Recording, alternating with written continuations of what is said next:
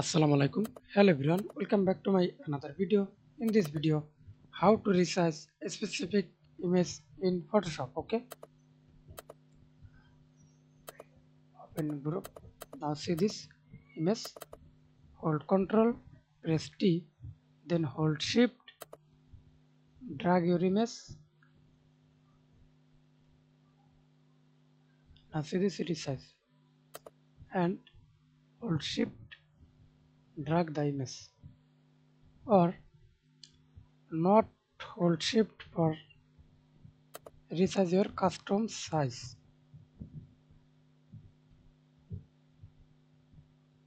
Okay. Okay.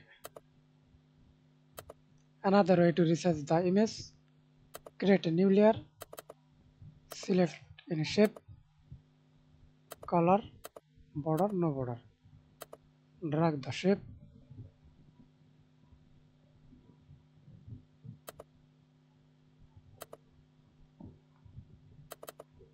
right click mouse, clipping mask. Now see this clipping mask.